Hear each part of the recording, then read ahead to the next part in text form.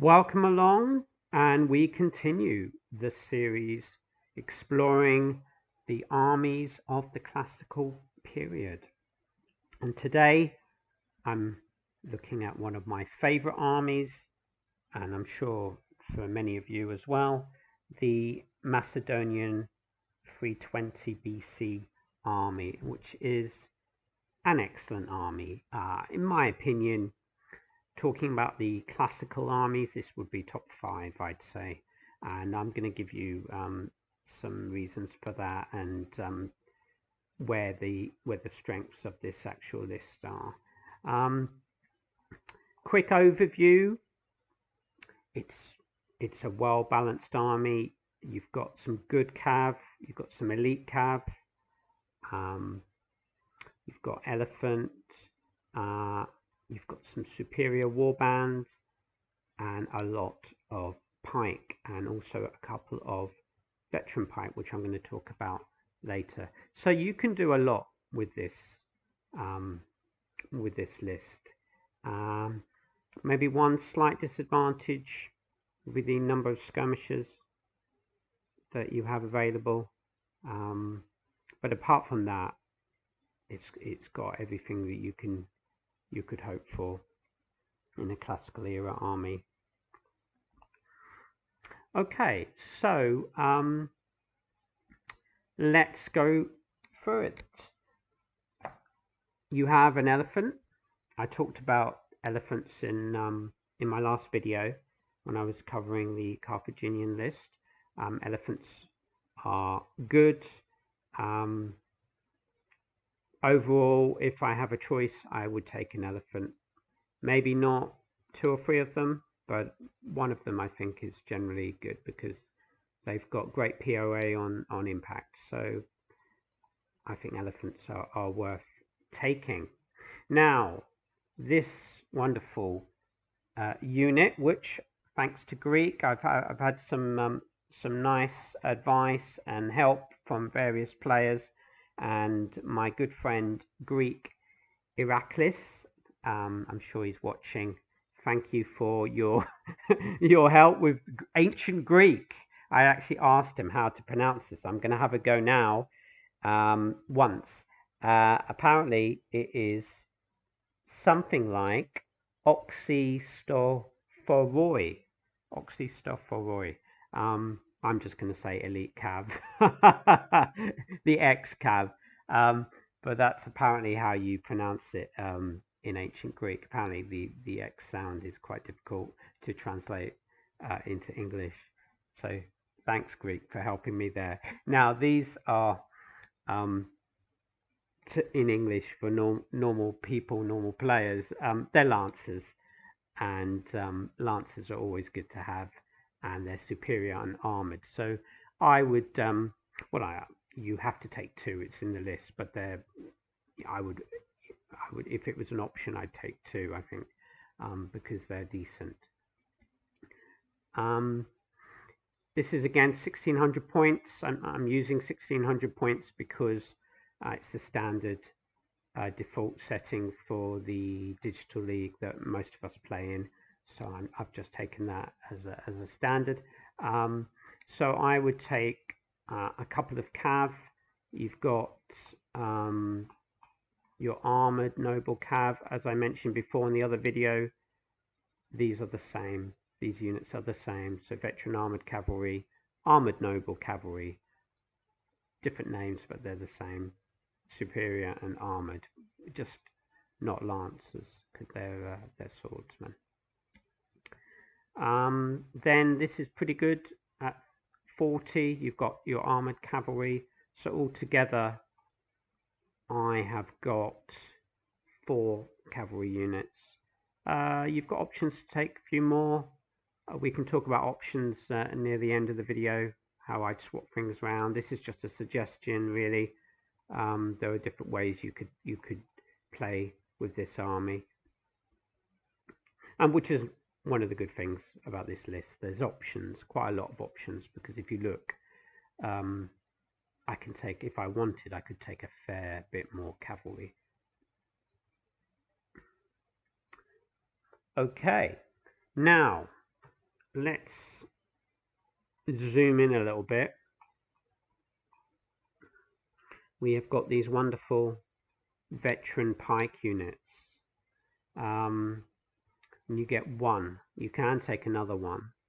Now, veteran pike, they're superior, protected, huge unit. You got 950 men, so they really pack a punch. Superior quality, 950 men, almost double some other units. I mean, if you look at your standard kind of hoplite units, 456 units, and you've got 950 here. So the question is, are they worth 96? So okay, you have to take one. It's default, but there is the option to take another one. I'm a little bit similar to my thoughts on elephants. One is good, but 96, to pay 96 for another veteran pike unit, I would probably say it's too much. I think one, you could put a general in there, you could hold your center of your line. It can be a great unit, but 96, you're talking not far off 200 points used up with two of these units. So I would probably just say one is enough.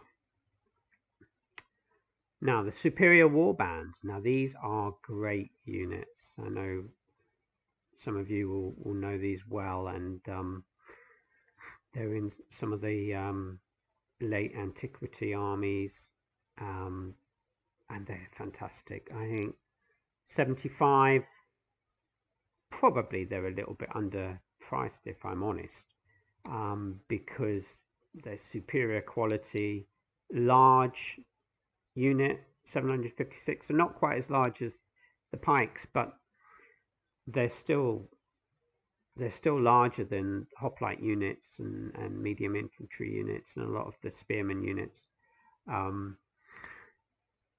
They're excellent. And an advantage you have as well, if I compare this army to other kind of Hellenistic armies like Lysimachid or Pyrrhic, Spartan, all these kind of armies, when I checked, none of these armies had access to 3 superior warband armies. Some of them don't have any superior warband. So Spartan lists, they don't have access to superior warband. The Lysimachids, they don't have access to any superior warband. And even lists like the Seleucids, they've only got access to 1. And the Pyrrhic list as well, they've only got access to 1. So none of the other kind of pike armies have access to this many of these superior warbands, and they are fantastic because you get your impact. When I've used them, quite often in melee, they'll become disrupted. I've even seen them become fragmented in melee, especially if you get 2v1'd or something, and quite often they'll rally up and they'll last. So they are really good. I really like them, and I would take 3 of them. So that is, in my opinion, one of the strengths of this list, these superior warbands. And they look nice as well, don't they? The pikes, not a lot to say about the pikes. A great classical era unit, and you can take in my setup I've almost maxed out 72. It's a good price. Large units, over 900 men. So when you're fighting the Spanish or some maybe more horse-based armies, they are just going to be hard to beat. They are good, and they're kind of the backbone of this army. Now I'm going to talk a little bit about the mercenary hoplites and the citizen hoplites. And another thank you to Snuggle Bunny, who I asked about these units, and he gave me some advice. So there was a little bit of debate on the forums about it as well. So I'm going to clear it all up. The mercenary hoplites are 48. The citizen hoplites are 42. There isn't that much difference, because if you look, heavy foot 480, heavy foot 480, average quality protected, average quality protected. What is the difference? What is the difference? There's 6 points difference, essentially the same kind of unit, and really the only difference is that these are unmaneuverable. You're paying 6 points more to get that maneuverability. So apparently if you're in the radius of a commander on the battlefield, you get a free 45-degree turn. So these kind of units will probably, as an example, be better on the flank, because you're going to be able to turn them more, and with these units you don't get that. So maybe they're better as backup in the center, because here, and honestly, it's part of the game, actually, flanking and maneuvering. So that's how you win often, outflanking your opponent, getting your flank attacks in, which can be devastating. So they are worth the extra 6 points, I would say, because you can do a lot of damage on the flanks. So there we go, that's all cleared up. The medium infantry. So I'm also going to talk a little bit about the differences here and clarify it, and if anyone wants to add anything, please do in the comments. You've got the good old Thracians and these medium infantry, the spearmen, lightly equipped spearmen. Now what's the difference? It does get a little bit technical now. They're the same points, average protected, average protected. So the difference is the Thracians have the heavy weapon and the spearmen, the offensive spearmen. So they work in different ways.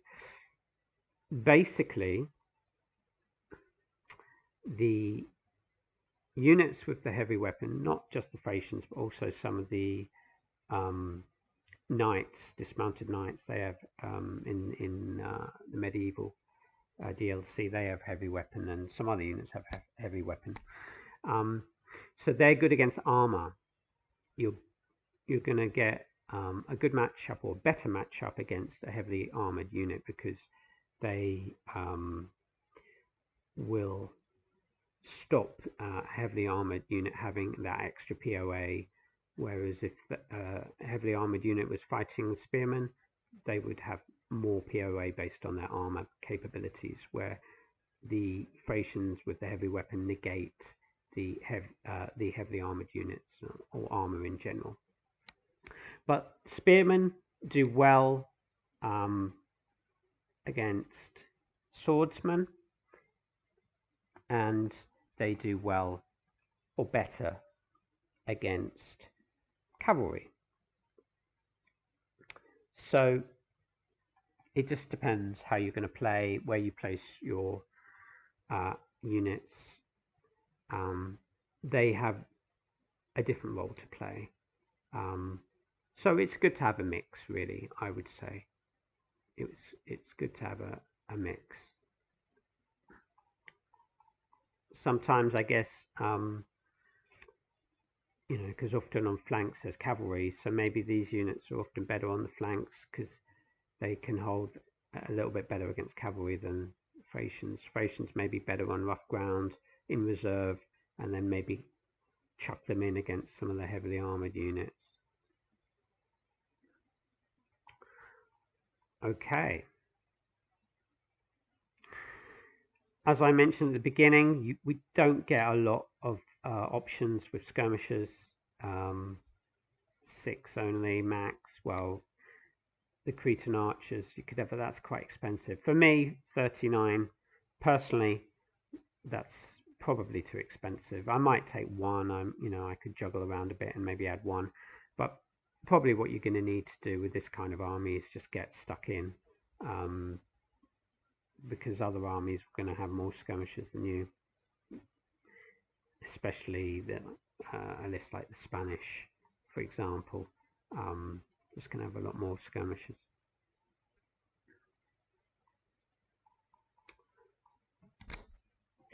Right.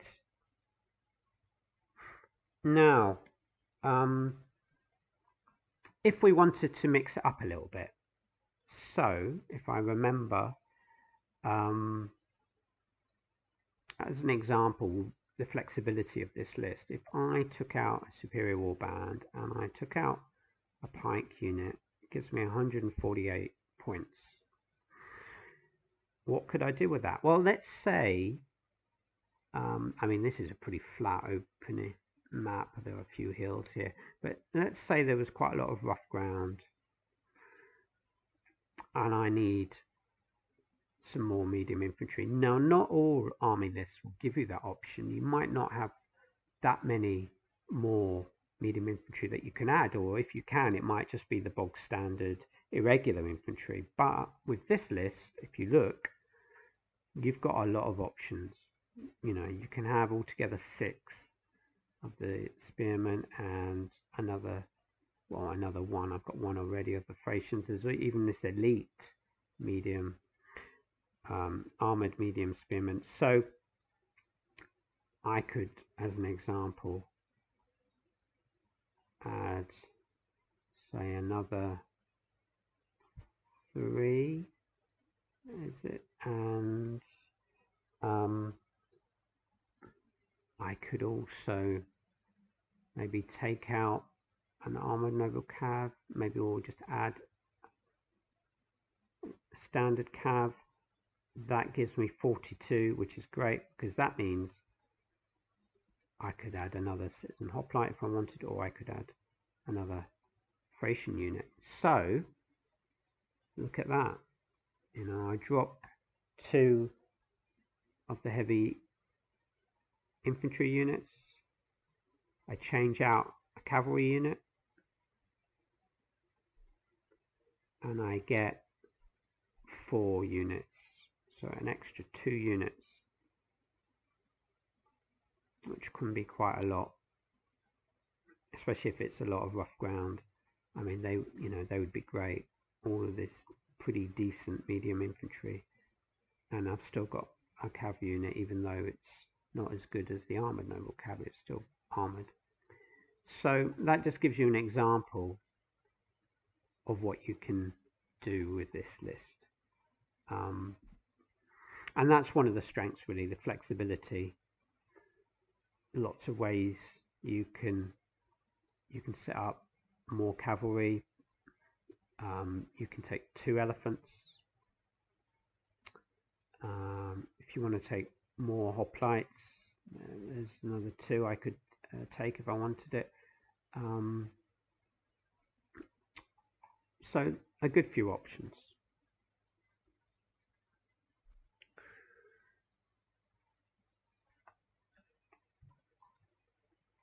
And I think that is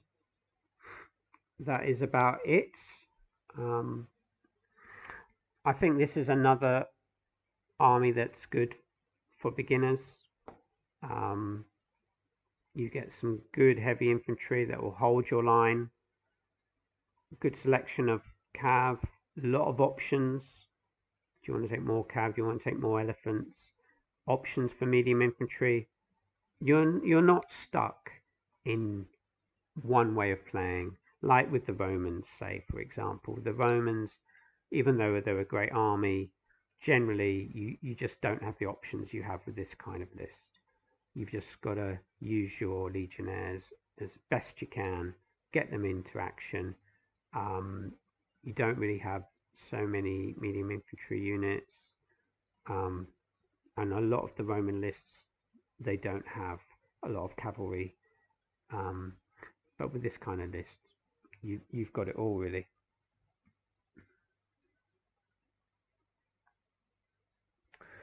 Okay. Oh, and the last thing is the allies. Now, I did check. There is only one option, which are the Greek 280 BC allies, and to be honest with you, they're fairly useless. I I don't think they. I'd be interested if anyone actually used them or took them, or if they added anything, because really the only unit you get is veteran hoplites, and veteran hoplites are quite well priced. I think they're 60. But I think it's one. You can only take one of those, and yet you lose out on your pikes. I think you can maybe only take 5, and superior warband goes down to maybe 2. Yeah, goes down to 2. So it's not worth taking, because they're the backbone. Superior warband and pikes are really the backbone of this army. So I would just take the base army. If you're playing in a competition, playing in the league, my advice would be just to take the base army, and don't worry about taking the Greeks. Okay. Thanks for watching, and I will be continuing this series. Maybe we'll do the Romans next. I keep talking about the Romans, comparing these armies to the Romans, so we'll do them next.